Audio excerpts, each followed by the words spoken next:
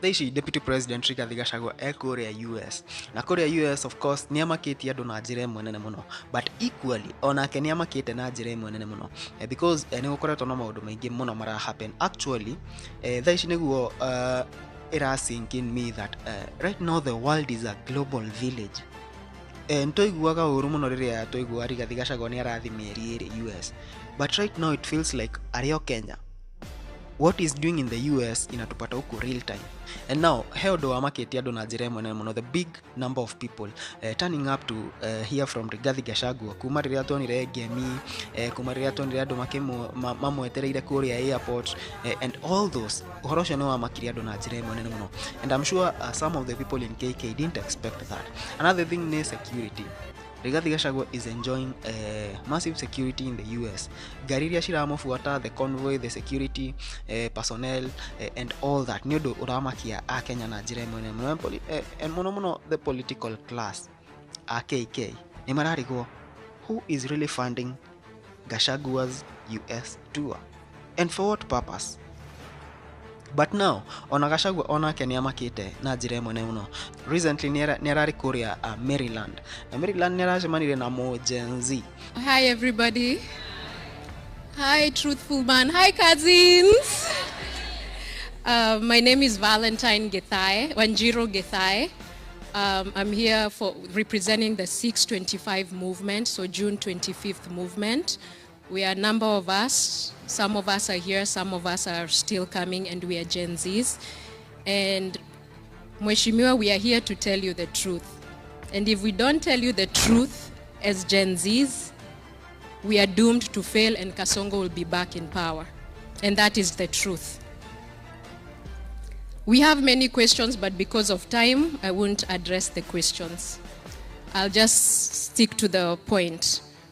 You need, Mheshimiwa, to start positioning yourself as a national leader, not as a tribal leader. And I know many people won't like what I'm saying, but it's the truth. The first mistake that has been done in this event is speaking Kikuyu. And me, I'm from Madeira, Karandi. You may take Wito. So not everyone knows Kikuyu, but I know a little bit. And unless that is addressed, then all this will be for nothing. Because the moment we position ourselves as Kikuyu, another tribe also positions themselves as a certain tribe. And before we know it, we are back to the same problem. I watched a speech about you in Boston, and the speech was a good speech, but there is something you said that Kikuyus tuko economic, are more hardworking, I'm paraphrasing, economic, we've grown the country. But we have done that because we are a beneficiary of the system of Jomo Kenyatta. We cannot say that there are other people from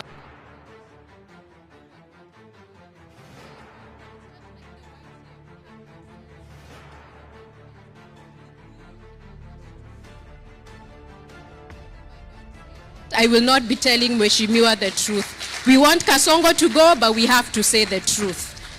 And what else? Right now I can't think of any other thing because we are still waiting for the program, but thank you so much. Tondu tuaine yo yake ni akoretwo akiaria Gikuyu muno na ni akoretwo akiariria Agikuyu na njira imwe muno.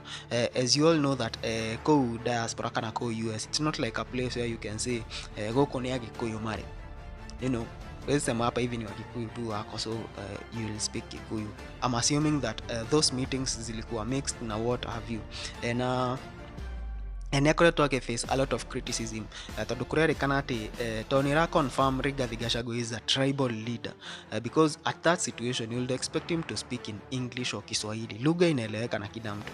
But he chose Kikuyu and he chose to address the Kikuyus to a point ginya eraga andu ati Agikuyu nio manyitireire economy ya Kenya. You know, very sensitive terms. But nerashamani na mwiretu kuria Maryland, mo Gen Z, in fact ni wa Mathira, and that lady aramwirire direct on his face that we love you Gachagua. No, hena hadu rahitia, hena hadu, you're not doing justice to yourself and to the Kikuyu community because you're portraying yourself as a Kikuyu leader, yet we want you to be a national leader. Yes, we want WANTAM. yes, we want Ruto must go, but you have to position yourself as a national leader. Ororia, I think orakorire Rigathi Gachagua na shock imwe nene muno, especially coming from a Gen Z. Agikoro thaici hena group wana siasa maretigira na njira imwe nene muno, ni group ino iretwo Gen Z, because you don't know their next move. You can't predict their next move. Gen Z titao DM kana Raila ati thaici ni twajia kuona design icio marenda kwiruta thirikari-ini, ati sasa unaweza predict maybe in 2 months itakuwa imefika hapo, atakuwa ametoka serikali nini. You can't predict Gen Zs. And so orosho ukoro ukiuma kwi Rigathi Gachagua, and the fact that mwiretu ucio aramwiraga, you know, we want WANTAM and we want you, but you have to position yourself as a national leader. I think you ilikuta Rigathi Gachagua off guard. And my honest opinion is that Rigathi Gachagua ni gitu gatina ni mundu umwe ukoretwo very instrumental in this one-term journey. But I support that girl. It's high time Rigathi Gachagua we guku Kenya, wathi Mount Kenya aria Gikuyu, wathi handu hena Gikuyu aria Gikuyu, but once you're outside Mount Kenya, please address people in a language that they understand, because if you tureda money otueke national leader timotogoria wa Mount Kenya, and already Mount Kenya iko block. Initially it was okay aria Gikuyu because you are trying to like kuonyesha Murima ni wewe, but right now Murima iko kwa mfuko. Thaicio na mundu wa kirima ungimuhura no muhure atia, bado thakame yake rathoma Gachagua. So it's enough, ushaeka watu wa Murima mfuko. Now ongelesha the whole nation. Macio ni mamaoni makwa. Ninyonire another person with a different view Korea, Citizen TV, Debrick. I think Lady Valentine is within her purview to say what she said. But it would be so stupid, so crude, and so disrespectful to be addressing a Kikuyu audience in English. When I go to the church in Muranga, I speak in Kikuyu. If I can't speak, I shut up. Those who cannot speak Kikuyu, some of members of my family don't speak very fluent Kikuyu. And I ensure that they don't come to the front, because you don't want to embarrass yourself when everybody is speaking the language. Now, language, we are told by John Lonsdale, or our community, is not a problem in itself. When you speak Kikuyus to fundraise for a health bill, that's not tribal, that's moral ethnicity.